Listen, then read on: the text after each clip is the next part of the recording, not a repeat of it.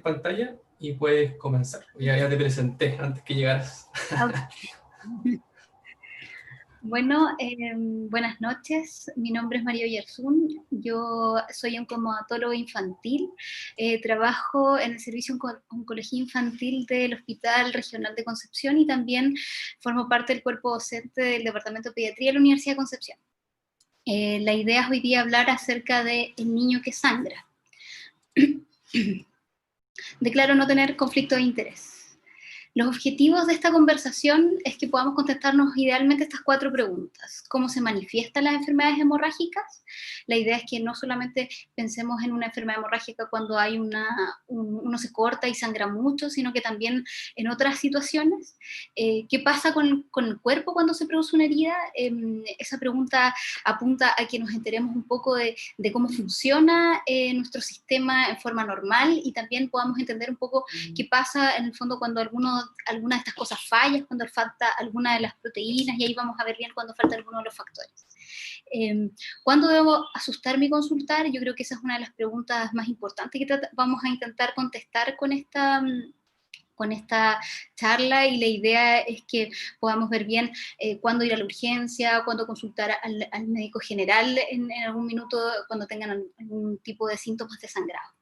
¿Y qué debo hacer cuando mi hijo está sangrando? La verdad es que es muy amplia esa pregunta, así que la idea es enfocarla principalmente al niño que sangra de la nariz, que tiene epistaxis, le llamamos nosotros.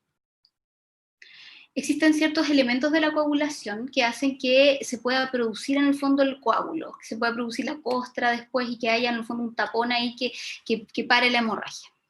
Las dos personas que están ahí en la imagen, lo que muestran es unas que están en rojo y otro que está en azul. Lo que muestra es esta tubería que parecieran como si fueran casi hojas, ¿cierto? Como una red que habla acerca de la sangre que sale del corazón y que viene del corazón. Nosotros le llamamos sistema arterial y sistema venoso.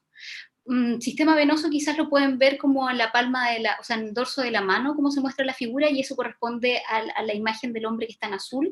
Y los arteriales son estas que nosotros palpamos, ¿cierto? Cuando nos tomamos el pulso, esos son más bien cuando estamos siendo más conscientes de nuestro sistema arterial.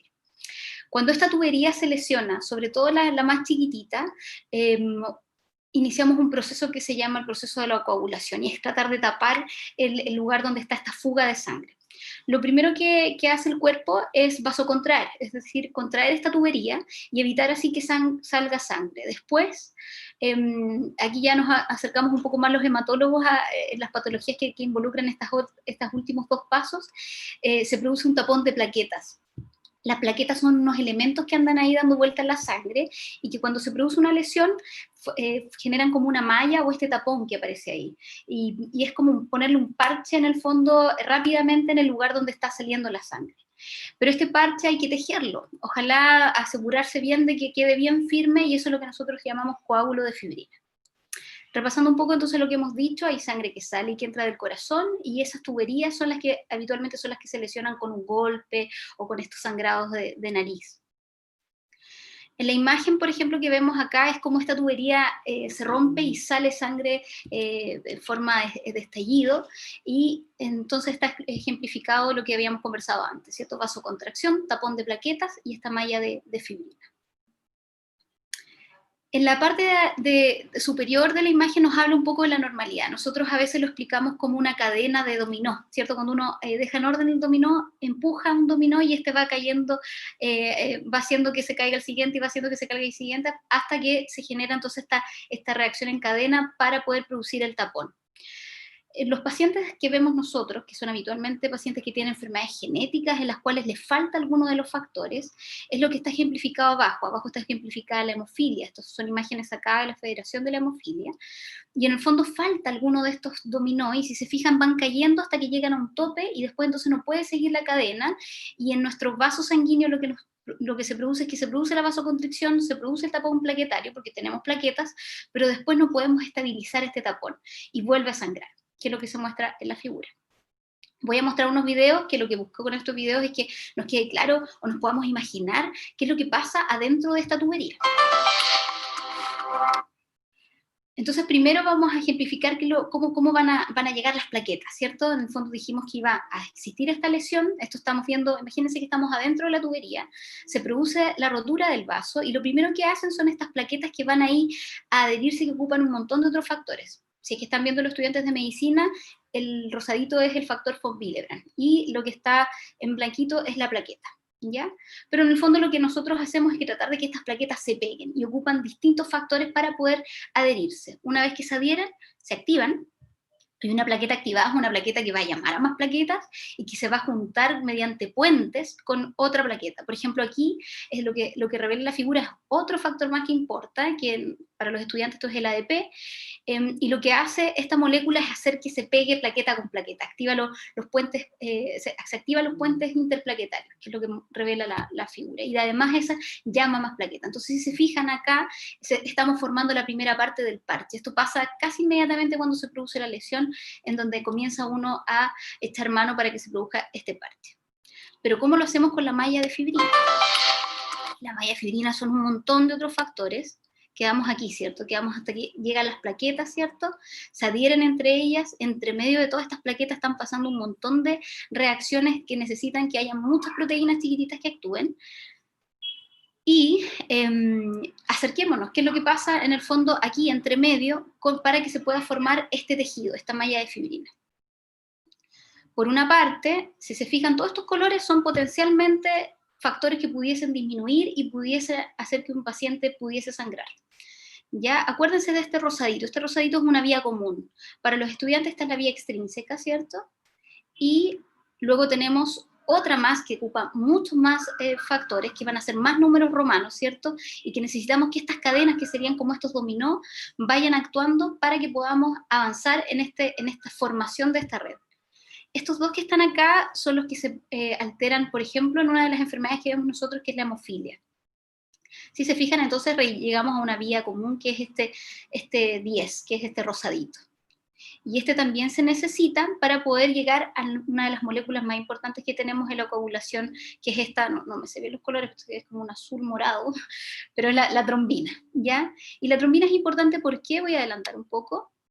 Esta trombina es súper importante porque es la que va a hacer finalmente que se formen las mallas de fibrina. Corta cada uno de estos elementos que hacen esta red. Y si se fijan, ese es el hilo con el cual se tejen las plaquetas y queda este tapón plaquetario firme, que es lo que buscábamos, ¿cierto? Todos estos elementos que vimos, que tienen nombre y números, pueden ser potencialmente un lugar que falte o un elemento que falte y que haga que los pacientes tengan síntomas de sangrado en forma constante. Pero, ¿cómo? Bueno, y aquí está nuevamente ejemplificado toda esta red de cosas distintas y nombres distintos que hablan acerca de estos pacientes que pudiese fallar y estos pacientes pudiesen también sangrar. Pero, en el fondo, ¿cuáles son los elementos a considerar? ¿Cuáles son los pacientes que van a ser aquellos en que hay que estudiarlos y cuál es la normalidad? Es difícil hacer esa diferencia. Ya nosotros estamos acostumbrados a estudiar las enfermedades, no tanto la normalidad, pero vamos a hacer el intento de poder ayudar a los papás en la casa a darse cuenta si su hijo en realidad está dentro de lo que es normal o está quizás dentro de los niños que quizás debiésemos estudiar. Voy a ocupar algunos términos médicos, pero voy a tratar de también llevarlos a lo que realmente ocupamos habitualmente. Equimosis y petequias.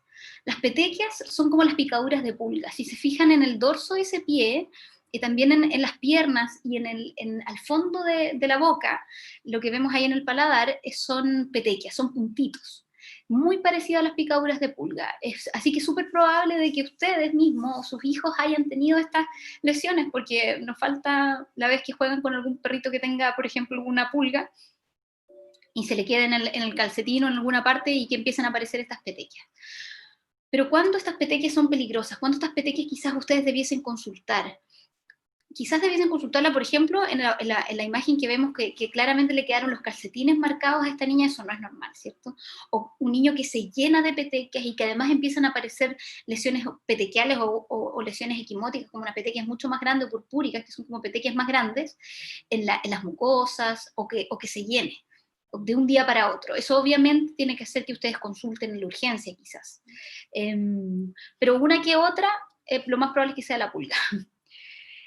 Las equimosis son como los moretones, ¿cierto? Nosotros todos hemos tenido moretones, es muy habitual ver moretones en los niños. Si su hijo tiene moretones en las piernas, ahora ya con los encierros menos probable, pero cuando podíamos salir a jugar con los otros amigos del barrio, obviamente uno sale, juega fútbol y ahí nos faltan los canillazos y las caídas. Entonces habitualmente cuando los niños están en la etapa escolar están llenos de moretones en las piernas, y eso es completamente normal. Pero tener moretones en otros lugares, por ejemplo, tener moretones en las costillas, o de repente la gente que se apoya en las mesas y después queda acá marcado solamente por haberse apoyado, eso ya no es normal. Habitualmente las equimosis o los moretones debiesen ser en relación a algún golpe, algún trauma. Cuando no está esa relación, entonces quizás, y son muy habituales y no termina de sanar uno y aparece el otro, entonces esos quizás debiesen llamarnos la atención. Lugares inhabituales y con una proporción distinta. Los hematomas son como los moretones, pero con más sangre metida adentro, como una acumulación de sangre, y se ven como moretones feos, más dolorosos y que se demoran más en desaparecer.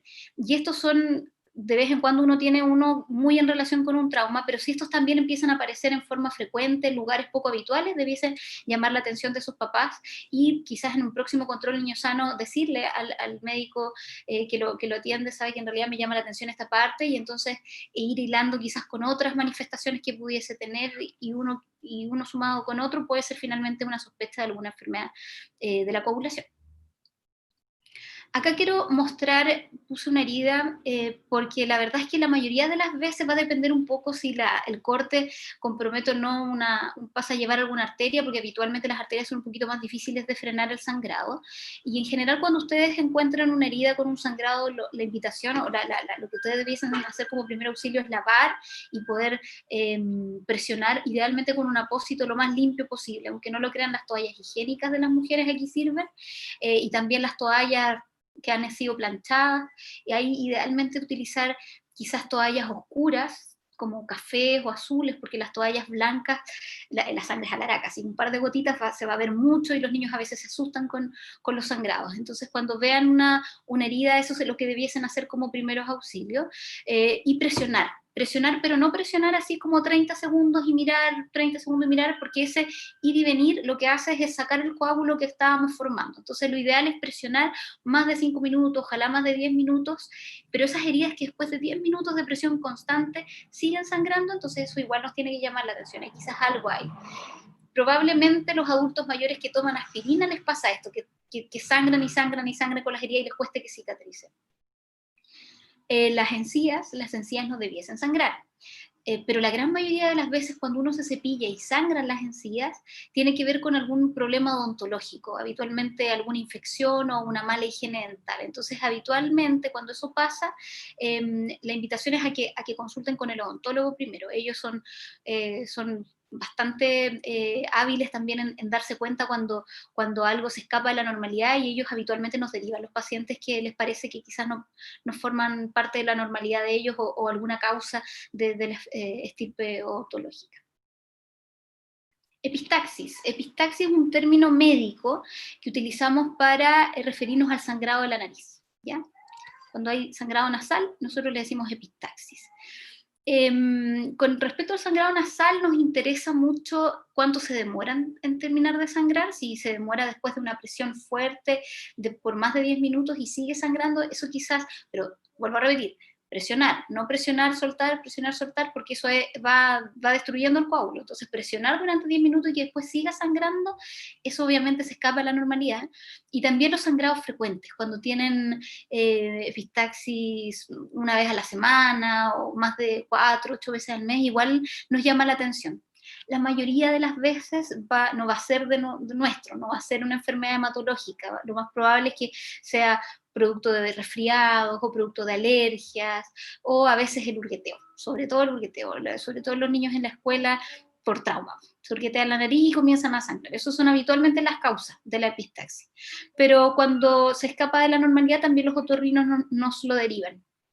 Las imágenes que puse acá fueron robadas de la página de la Sociedad Chilena de Otorrinolaringología, y las puse porque esto es algo que quiero que inculcar, porque nos ha pasado mucho que los niños llegan con epistaxis, les preguntamos cómo las manejan, y habitualmente ellos se toman la nariz y tiran la cabeza para atrás. Y eso, la idea es no hacerlo. Porque ¿qué pasa cuando hacemos eso? Podemos tragar la sangre, es molesto, a veces empieza a salir por la otra fosa nasal, o a veces lo vomitan y les duele la guatita si es que llega al estómago la sangre. Entonces, lo ideal o la invitación es que este primer auxilio lo hagamos bien, y lo hagamos como con la cabeza hacia adelante y presionando la parte blanda de la nariz. Presionando fuerte, al menos durante unos 5 a 10 minutos, y recién ahí ver si es que soltar la nariz y ver si es que sigue sangrando o no. Si son niños, tranquilizar a los niños. Si hay mucha sangre, ojalá ocupar paños oscuros, vuelvo a repetir. Menometrorragia. Eso se refiere a las reglas abundantes en las niñas. Ya, difícil poder objetivar esta parte. El Colegio de Ginecólogos nos habla de que sobre 80 ml por ciclo, es decir, una taza tiene como 200 ml, tendría que ser como menos de media taza, un tercio de taza más o menos, debiese ser, todo eso en sangre en un ciclo, debiese ser muy abundante. Eso es como regla demasiado abundante.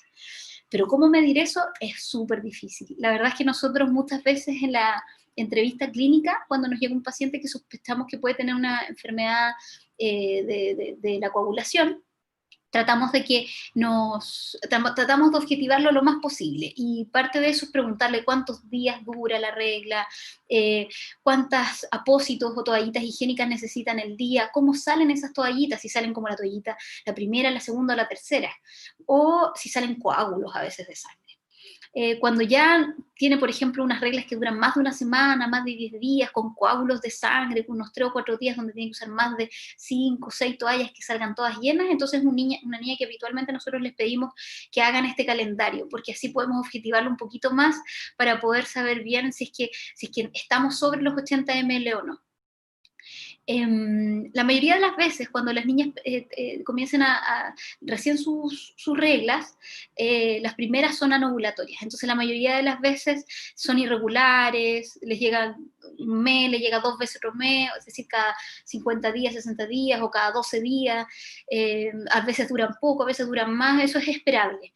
Pero ya cuando pasa el primer año, segundo año de las menstruaciones y siguen con reglas muy abundantes, entonces quizás sí es necesario consultar a la matrona, al ginecólogo, y ellos habitualmente descartan una serie de patologías de su estirpe, pero cuando quedan con algo que se escapa de lo que ellos habitualmente ven, nos envían a nosotros ellos para poder descartar alguna enfermedad de la sangre, sobre todo si se asocia, por ejemplo, a epistaxis o sangrado nasal, o que se moretee fácil. Si ya vamos acumulando muchos síntomas, entonces lo más probable es que sea nuestro.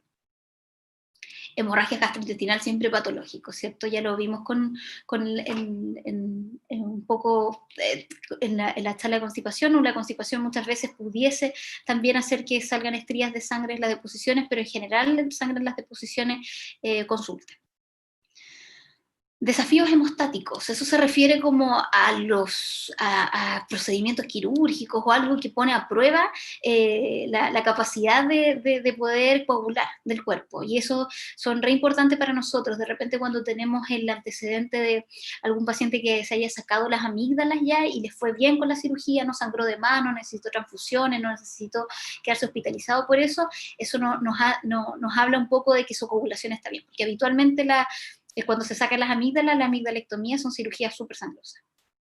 Pongo también la imagen de la vacuna, porque una de las complicaciones habituales de las vacunaciones, sobre todo porque son hartas, y son hartas vacunas intramusculares, es que hagan hematomas en los músculos, ¿sí? Que queden como con hematomas. Y eso no es una complicación inhabitual. ¿Qué pasa si que con cada vacunación hace hematomas, con todas las vacunaciones hace hematomas? Entonces ahí igual hay que consultar. Cuando les toque el control niño sano, digan, ¿sabe qué? Ya esta es como su tercera vacunación y con todas ha hecho hematomas, entonces ahí quizás su médico pudiese hacer una historia clínica más completa para ahondar, o una historia clínica más bien dirigida a estas patologías. Medicamentos, nos interesan los anticonvulsivantes.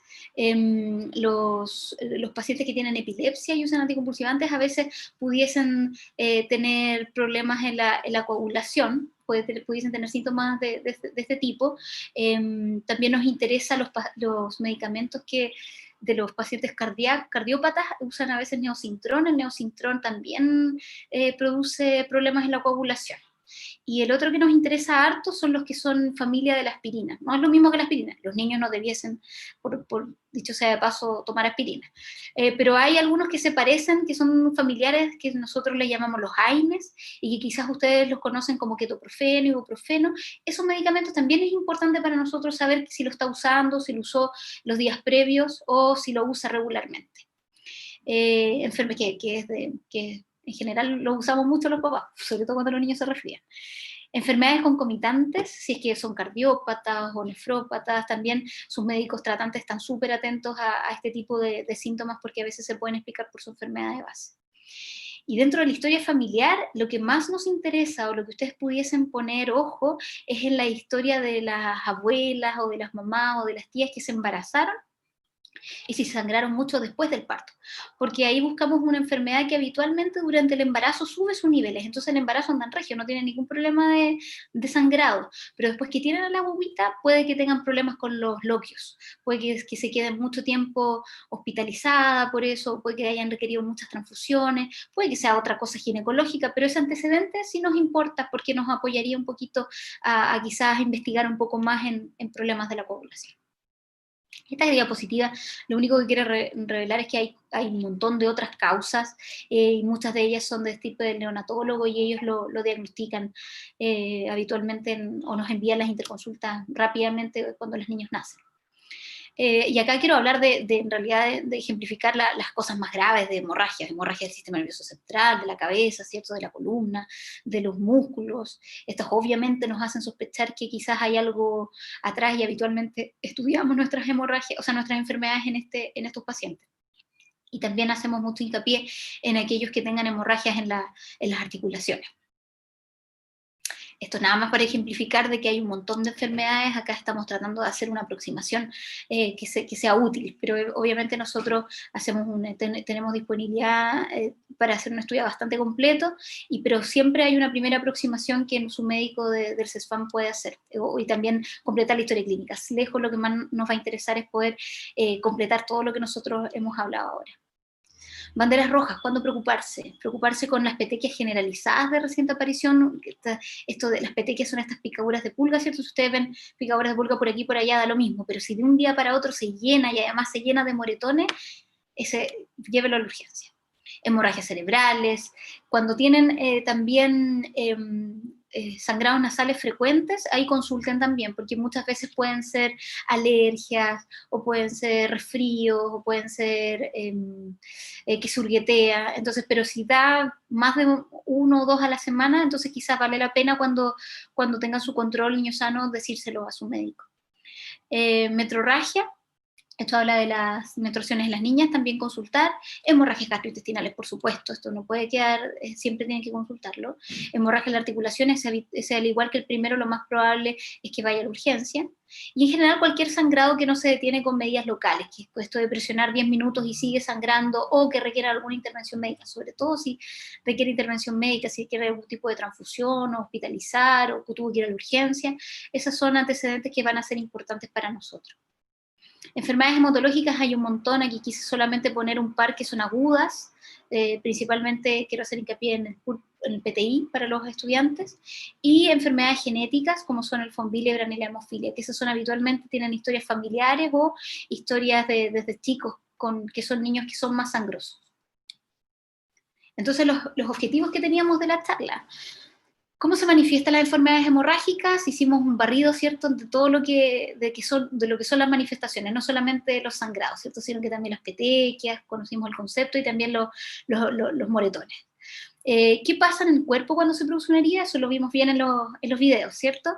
¿Cuándo debo asustarme y consultar? Vamos a reforzarlo un poquito con unos casos que tengo más adelante, y qué debo hacer cuando mi hijo está sangrando, también lo vamos a reforzar con los casos clínicos. Voy a esperar un segundito, porque no logro leer bien. Ahí sí.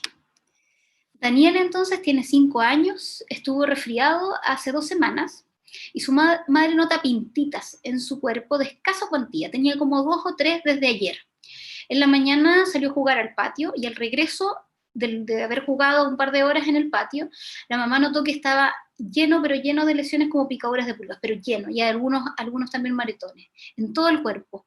Además, entonces, como le decía, algunos moretones en las piernas. Daniel dice que jugó tranquilo, haciendo castillos de arenas y que no se ha golpeado. Él se ve animoso y comió sin ningún problema su almuerzo. La pregunta es, ¿qué harían ustedes con este paciente? Pensémoslo un poco. Es un paciente que se ve bien, que comió bien, que tenía hasta la mañana era nada, ¿cierto? Porque tenía estas típicas picaduras de pulga que dan un poco lo mismo, pero que ahora estaba lleno, de cabeza a pies, lleno de picaduras, de estas lesiones como picaduras de pulga, que es lo que nosotros llamamos petequia, y además moretones, sin haberse golpeado ni nada. Este niño, la invitación es a que consulten, ojalá en la urgencia. ¿Ya? Para poder, lo peor que puede pasar es que hagan el loco y que fue atacado por muchas pulgas, pero sí es un paciente que hay que ponerle ojo. Para los estudiantes, esta es una sospecha de PTI, ¿ya? Sobre todo por el antecedente del resfriado hace 2 semanas. Macarena tiene 8 años, le pregunta a sus papás por qué vive moreteada. Siempre se moretea y ve que a sus compañeros no les pasa eso. Se llena de moretones por cualquier cosa, no necesariamente cuando se golpea fuerte. Conversando se dan cuenta además que siempre ha tenido epistaxis, siempre ha tenido hemorragias nasales, al igual que sus hermanos, unas 4 a 8 veces al mes, pero que ceden. Eso sí, que tiene que apretar su nariz al menos unos 10 minutos para que pare de sangrar. Cuando se lava los dientes también sangre, pero ella ahí dice que solamente si se lava fuerte. Si se fijan, esta paciente tiene, probablemente toda la familia también tiene estos síntomas y por eso lo normalizan, pero obviamente es una paciente que tiene mucho sangrado, que se moretea fácil, es una paciente que sí vale la pena, si ustedes son los padres de esta niña, quizás cuando vayan a un control niño sano o en alguna consulta, o quizás como consulta de morbilidad, preguntar al médico, hacer una historia clínica un poco más completa de qué otras cosas pudo haber pasado, si tiene alguna cirugía o algo, pero quizás este paciente vale la pena partir un poquito el estudio, ¿ya? Y ver si es que quizás lo pueden derivar o algo. Esta es una paciente que pareciera que tiene una clínica de sangrado. Roberto tiene 9 años. Salió a jugar con sus amigos a la plaza y vuelve corriendo a la casa porque le sangra su nariz. Primero usted lo tranquiliza, porque habitualmente los niños se asustan mucho con la sangre. Entonces aquí primero es tranquilizarlo y realiza los primeros auxilios. ¿Qué hay que hacer aquí? Y acá es donde quiero reforzar. Usted idealmente lo tranquiliza, si es muy chico lo puede sentar en sus piernas para que se sienta más confortable, presiona la nariz en la parte blanda y lo lleva hacia adelante por lo menos unos 5 a 10 minutos, por lo menos unos 10 minutos, que mantener presionado fuerte y recién ahí ver si es que sigue sangrando o no. Eso es lo que debemos hacer como primeros auxilios, como se ve en la figura.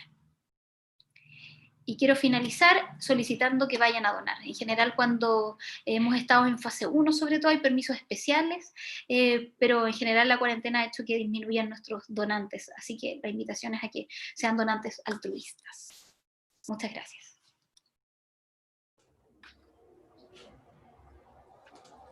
Ahí está. Muy buena la presentación, está súper clara, con muchos ejemplos. En realidad se entendió súper todo. En esta oportunidad vamos a hacer las preguntas antes, generalmente lo dejamos al final, pero la doctora Yasur tiene que retirarse por motivos personales un poquito antes, así que vamos a leer las preguntas que están en el chat de YouTube. Ya. Acá hay una pregunta en relación a la epistaxis que en realidad la resolviste, pero igual la voy a preguntar, que dice si es normal que los niños sangren de nariz sin ningún motivo en el fondo, si eso es normal o cualquier sangrado de nariz es importante. No, es normal. Muchas veces está asociado con que justo tuvo un resfriado, o puede ser alérgico, o uno no se dio cuenta y se hurgueteó. A los niños siempre dicen que no se hurguetearon, pero a veces puede ser que se hayan hurgueteado. Lo que sí es que nos interesa, más que si si es solo o es con algún elemento, nos interesa es cuántas veces lo hace. Si es muy frecuente, si es por lo menos 1 o 2 veces a la semana, eso ya es raro. O si se sangró y ustedes le hicieron los primeros auxilios y a los 10 minutos sigue sangrando, eso también es raro. Eso quizás vale la pena ir a consultar y que el médico le complete la historia clínica, porque puede ser que haya algo detrás. Pero estos sangrados esporádicos de vez en cuando, lo más probable es que se haya hurgueteado. Así que sí, eso es como cuando uno debe preocuparse. Y otra pregunta en relación como al sangrado ginecológico, que preguntan si en el fondo la causa del sangrado puede ser una diferente de la hematológica, por ejemplo, que tenga algún problema de endometrio, o todas las causas de sangrado menstrual anormal corresponden a algo hematológico. La mayoría de las veces van a ser ginecológicas. De hecho, la invitación es a que consulten con la ginecóloga o con el ginecólogo o la matrona de su CESFAM, porque lo más probable es que vaya por allá la cosa. El descarte es nuestro. Muchas veces cuando ellos examinan y encuentran que está todo bien y aún así siguen sangrando, entonces ahí lo derivan.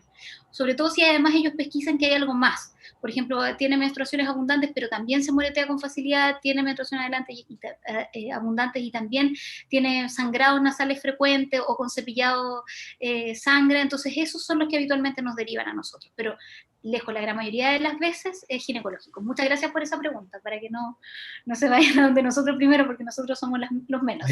Sandra Morales aparece aquí, que hizo esa pregunta. Muchas gracias por la pregunta.